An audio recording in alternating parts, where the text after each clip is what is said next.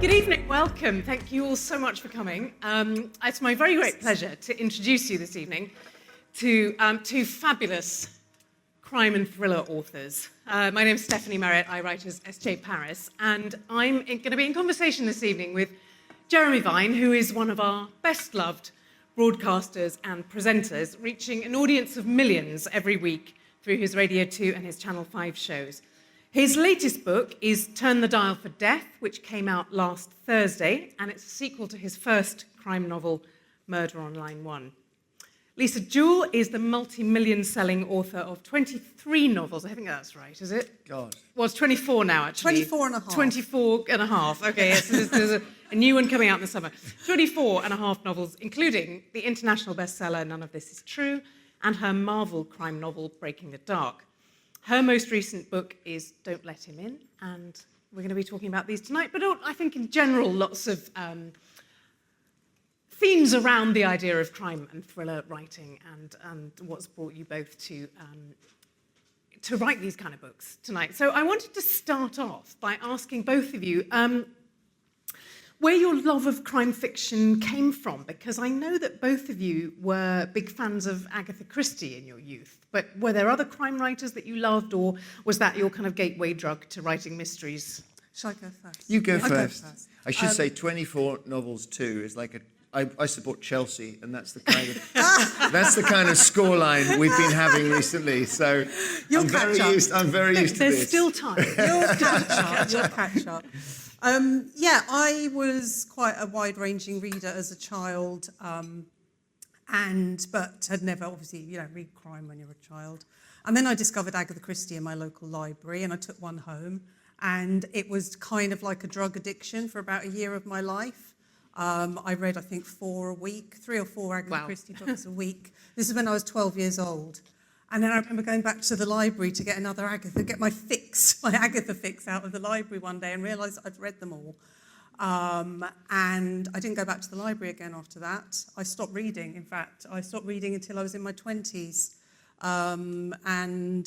So I didn't do a deep dive into crime after that. It wasn't like a gateway into, now I've read all of Agatha's books, I'm going to discover another crime writer. I just stopped completely. Oh, okay. Yeah. Well, we'll come back to what got you into writing your own fiction then. But Jeremy, you loved Agatha Christie in your youth, and we met for the first time last year, and I'm such a fan of Lisa's, and I'm realising we've got some similarities here, because I was 11 when my mother gave me Hercule Poirot's Christmas, which just blew me away. It's a story of a guy who's a multimillionaire called Simeon Lee. He never do this if you're in an Agatha Christie. He assembles his family to announce he's changing his will. Don't do that. He then goes into a locked room on his own. There's a scuffle inside, and he's dead in a lot of blood, and there's just a piece of rubber on the floor. And from that moment, I was just hooked. And I then read all of Agatha's, all 66, over my teenage years. I'm much slower than you, Lisa, I must say. So, I started with her as well. I think you weren't born when she died. She died in 1976, when I was 11, just when I started reading. And I just remember seeing the headline saying that they dimmed the lights on the Mousetrap Theatre. And I went recently and saw the play for the 3rd or 4th time or whatever. It's still going. Is it 70 years? Don't tell us. Don't say anything. You don't need to say that. I would never say. We actually had a funny event here where we were doing a kind of celebration of Agatha Christie.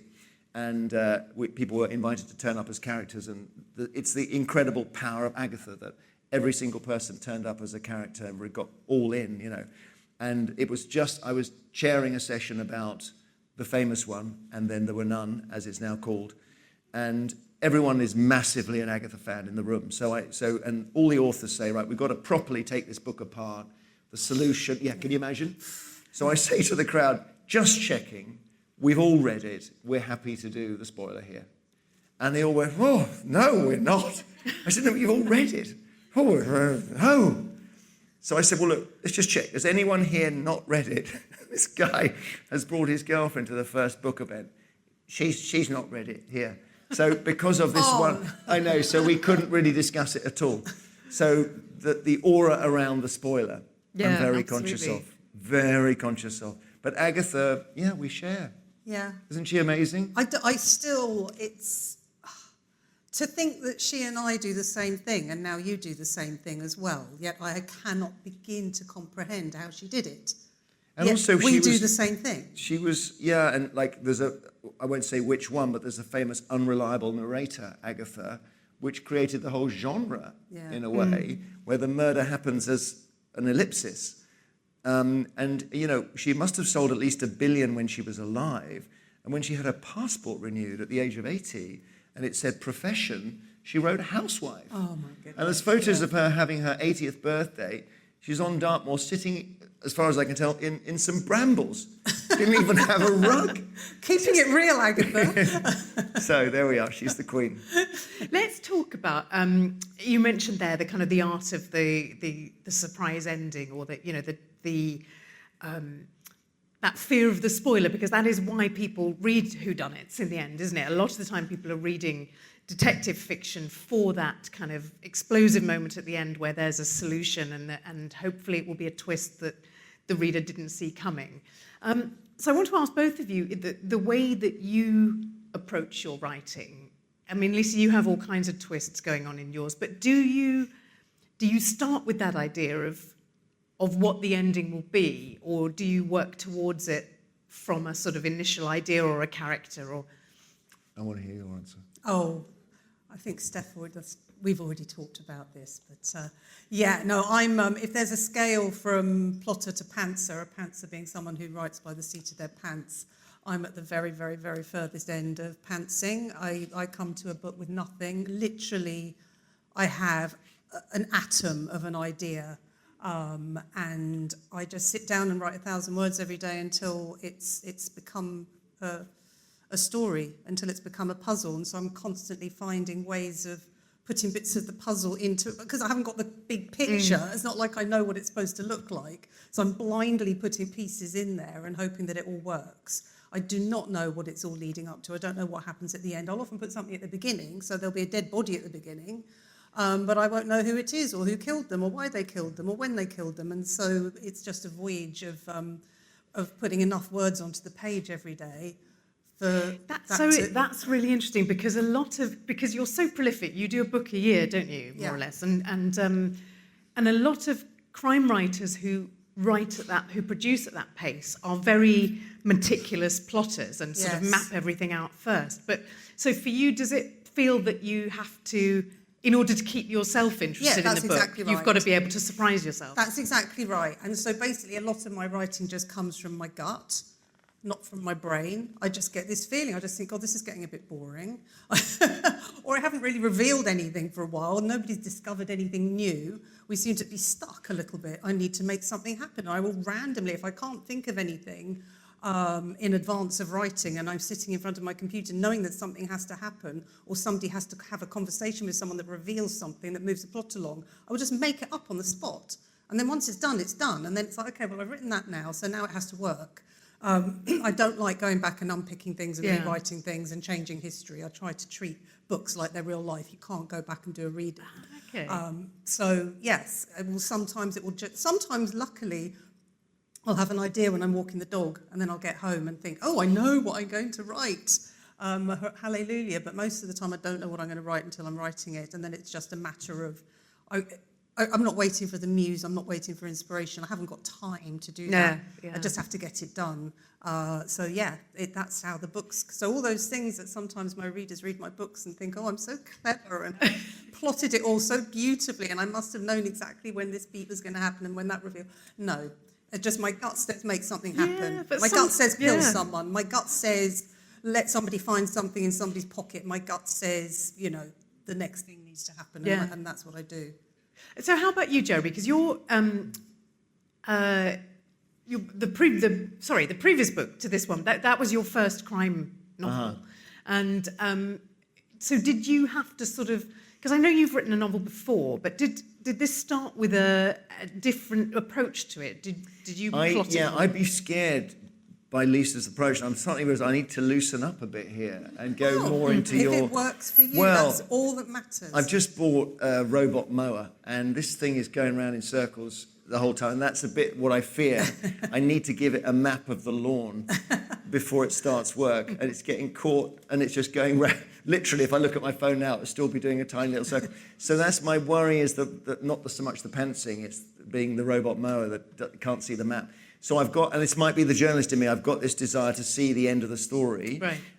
But I also think that although this is my second whodunit, I've spent a whole of my life trying to think of stories and all. I've spent so many notebooks with half-finished ideas in and stuff.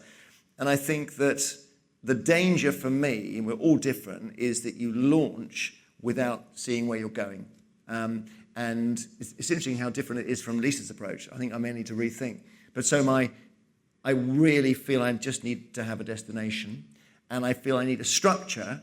But the thing is, you can get really excited about when you create your structure in a day, and you know that as you write, you're going to take a year to write it. It will change, because you'll have better ideas tomorrow. So you mustn't lock it in too tightly. Yeah. So I think, and I also think, I was talking to a writer called Jane Corrie the other day, who writes about Sidmouth, actually, like me, in Devon. And I said, what's your number one tip? And she said, you just give somebody a problem on page 1. Yeah. And that's how it starts. So every writer has a number one. I'd love to know your one, actually. Richard Osman just says, write something every day, which is also very good advice. Yes, absolutely. Because if you do 400 words every day, I think, you're then always thinking of the next 400 words. And it's probably just a page, and it's just one thing. Yeah. But I was talking to Kelly Mullen the other day, who's just written her second, so we're kind of at the same stage. And she said, amazingly, in her first book, she wrote the whole book with the crime and the murder and everything, and then the reveal at the end was a shock to her as well. And I thought, what? And then she retrofitted the clues. Yeah, I think sometimes the unconscious sort of does that. Yeah, I think it's interesting, that idea of sort of having to map something out first. I'm just thinking, we were talking about Agatha, who obviously didn't have a backspace, but at the same time, that might have been an advantage. I mean, she had to commit to each page, unless she wanted to throw the whole lot away or just type lots of X's. Oh, you mean typewriters? Yes, she can't copy and paste and drag stuff and all that. Absolutely. I started writing my first novel in 1996, which was just, I'm not sure I would have written one before there were home computers. It's a whole. It's about the right time for typing. Yeah. So you did write your first novel on a home computer. Yes, but had I started writing a novel in 1990, would it have still have been typewriters then? Yeah. Yeah, pretty much. Yeah. So that's a whole other sort of layer of the way that writing has evolved. But it might be simpler. Having fewer options, as we know, makes for a happier life. Yeah, possibly. But that's sort of almost how I write. Like, I have a typewriter, and that's why I don't go back and retrofit things and change things. I just sort of write forward, yes. The other thing I've realised, my fantastic publisher, Martha Ashby, is here, is that when you've finished your first draft, you're halfway there. Because you're going to hand it in. Mm-hmm. And I used to think, oh my God, there's a semicolon, I should change it. No, they're going to go through the whole thing, and rightly so. Yeah. And being ready for that process is really important, because when you start, it's sacred, and you think, don't you dare change that. And then over time, you realise they're going to. I do think one of the best lessons you can learn as an author, and maybe you've already learned it, it sounds like you're talking about editing in a very positive tone of voice, is to embrace the editing process and to understand that is as important a part of writing a really good book as that first draft, and to actually really enjoy it and not resent it. Probably working with producers as a broadcaster gives you that sort of understanding that in the end you can't, I'm not paying the heating and lighting, so they've got to have something to do. Yeah. Actually, some of my brilliant producers are here at the back from Channel 5, because we're trying to get Lisa on, so they're all going to come and find you afterwards. I'm too scared. For part 7, yeah. No, so I work with these brilliant people at the back who, and I'm happy with that relationship. I need to be edited. I do understand that. Yeah.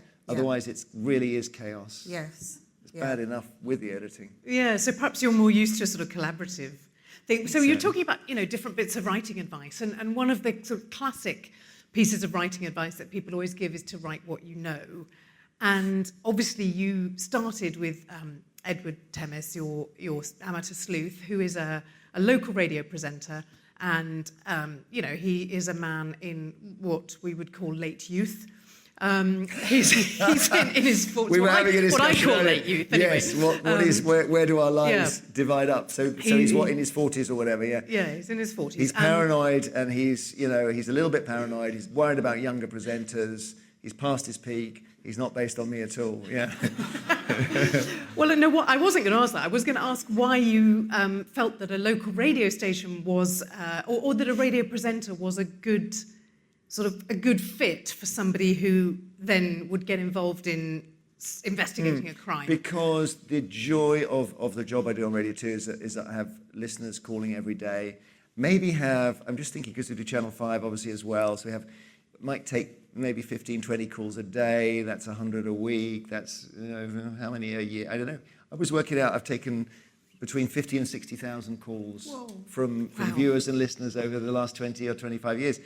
And and asked 40,000 questions on eggheads. And the annoying thing is I can't remember any of the answers, which is just infuriating. But every one of them is a story. And people, it's a very believable setup that this guy works on a local station. Well, a local radio station that can fund itself through adverts sold in Sidmouth is clearly preposterous. And I wish that could happen in the modern world, but it can't anymore, sadly. But, he would have such a tight relationship with his audience. We were talking earlier about, just this week, we did an item on Radio 2 about, do you discuss your financial problems with your kids? And we had this lovely call from a single mum who said, we do. I'm on my own. I've got 2 kids, aged 6 and 8. And I've tried to say to them, I've lost my job and I'm having to cancel the after-school clubs. So we're going to have to make our own fun. And she said they decided to have a fancy dress party instead, and they both dressed as somebody who was going to a job interview because they wanted to encourage me. And I thought, oh my goodness. And with so many stories come that way. We had one, now this is really weird actually, about a year ago, where a woman had a hand transplant. Can you believe that? Didn't even know it could happen. But she lost both her hands through sepsis, and the hands, forgive me, this is graphic, but it's real. So it's a nurse who collapses with a brain hemorrhage, and her hands are donated and end up on the arms of my listener, who has this, and the listeners is a booked interview. So we're talking at length about her new hands. And I say, what do you know about the lady whose hands these were? And she said, well, after a few months when I began to get used to them, I really felt I needed to know more. So I got in touch with her sister, the late nurse's sister, and said, is there anything you can tell me that I could do to honor these hands? And the sister said, well, 3 things. You can drink the odd glass of white wine. You can do the Daily Telegraph crossword, because my sister did that every day. And also, when we were little girls, she used to always walk around holding my hand. So could you do that as well? Oh, and I thought, wow, I know. And these are just unfiltered, real life stories. And crazy ones, where we had a guy last week who said, of course I'm now going to do an impression of his voice. He said, I have worked out a way of getting around increasing fuel prices. You only put £20 worth of petrol in your car every time, and that sorts it. And I spent ages thinking, I think that actually would work. So it's Edward. Edward has this, and Edward can get somebody saying, my grandmother's gone missing, or she's died, and I think she was being catfished in the first book, or the other things that he gets from his listeners in the second. So he's kind of at the centre. And I do think I think I must be crazy, because I was to drop a name talking to Tony Blackburn the other day.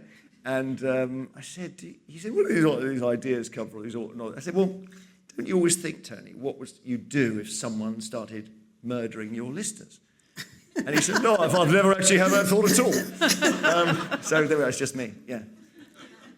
And there is a kind of, there's an intimacy there as well, isn't there, with that, particularly with that medium of radio. Oh, completely. People feel that they know you, and therefore, and I suppose even in a kind of small town setting, that's even more true. Yeah, and so they feel that they can, if you're a sort of sympathetic ear, they can reach out to you and ask you for help. And I guess that happens to Edward. So my colleagues who are here from Channel 5, and it's a TV show which in a way feels like a radio program, but the intimacy of radio is very, very great. And I remember when I was on Radio 2 initially, going back 24 years or something incredible, I joined from Newsnight. And in Newsnight, we used to, you'd sit there, you'd have these amazing drums and everything would start the show, and they'd all put makeup on and turn lights on.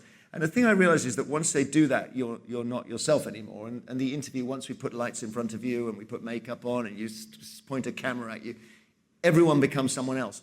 And it's not the case on radio. And I got this really sort of drilled home in the first year I was on Radio 2. And again, this is dark, but it was a 70-something listener, a lady, who rang, and we were talking about child sexual abuse, and she said when she was 9 years old, she'd been raped by a neighbor. And I said, how old are you now? And she said, 73. And I said, oh my goodness, who have you told about this? And she said, you're the first.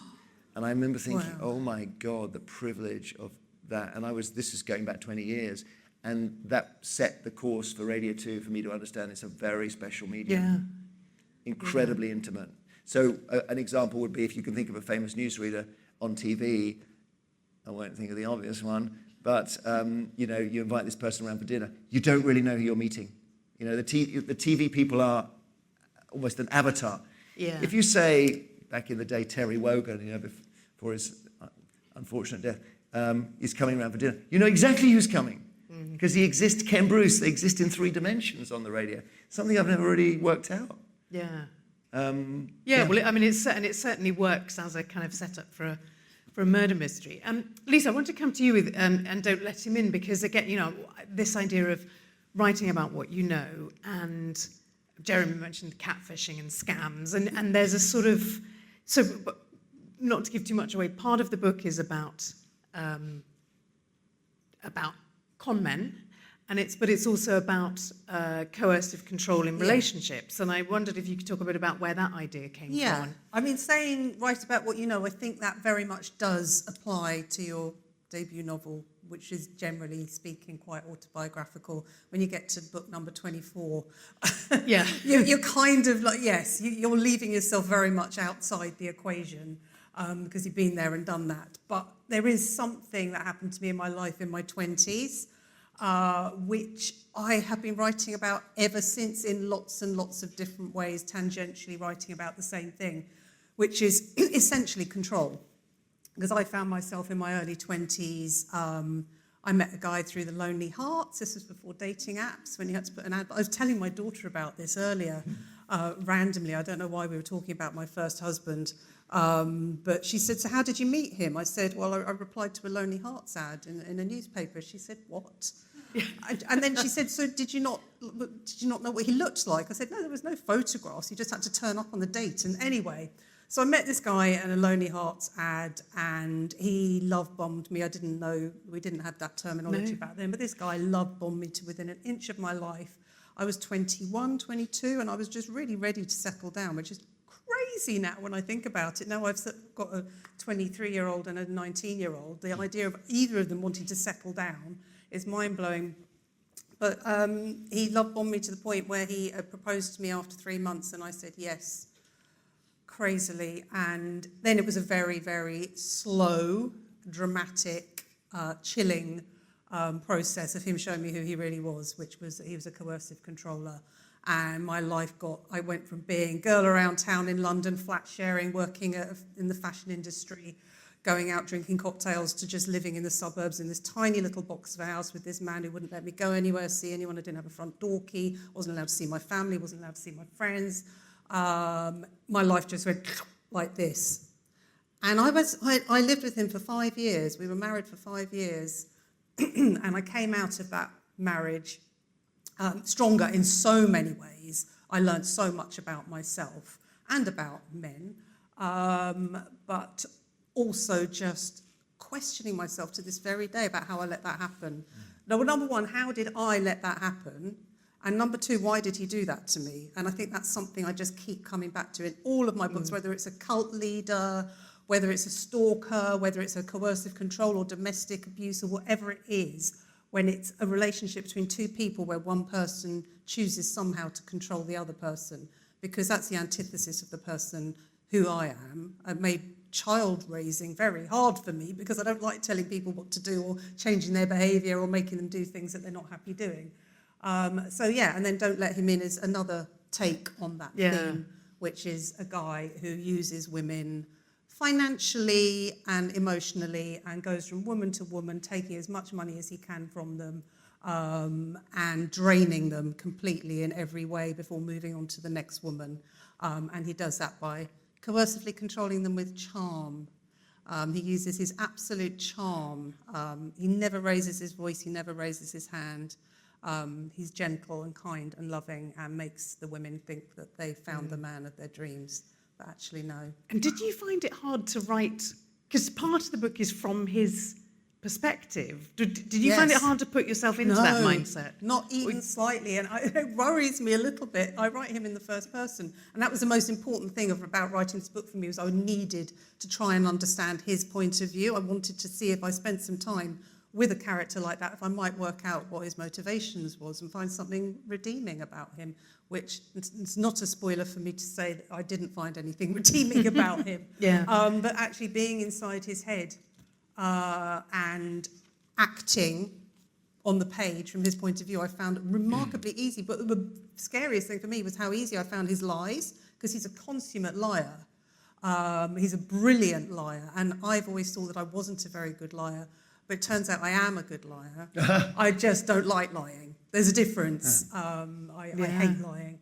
The fact that he's on the page, he's just done something ridiculous or dreadful, and he's got to explain it to his wife. I didn't have to think hard to find his lie to answer his wife's question. It was just there on the tip of my fingertips. So no problem whatsoever.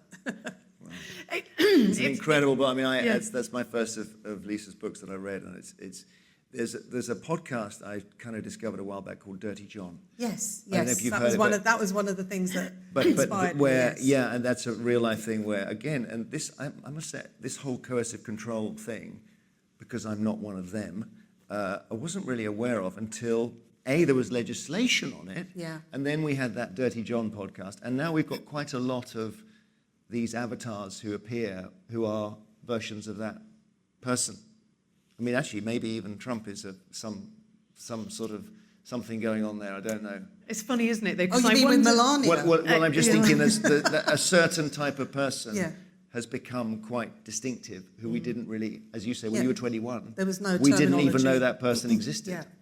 Because they're so confusing. Yes. I wonder how many women, if we did a poll, we won't, but would say, I've never heard of coercive control, I wasn't aware of it. I think most women probably know, either have experienced that or know somebody who's experienced it. Absolutely. Just on a lighter note, before we open it up to questions, it is. I mean, it's interesting. You know, both of you are sort of plunging, the depths of the human psyche, and yet you seem so well balanced. Both of you. It's funny. This cozy crime thing probably drives us both nuts a bit, because the cozy just suggests that nobody really dies, and I do think people have a bit of a hunger for darkness, because my second novel is darker than the first, and everyone I've said, is it too dark? And they'd all say, no, okay, make it darker. See, because you got away with the first one, that's how it works. Make it darker.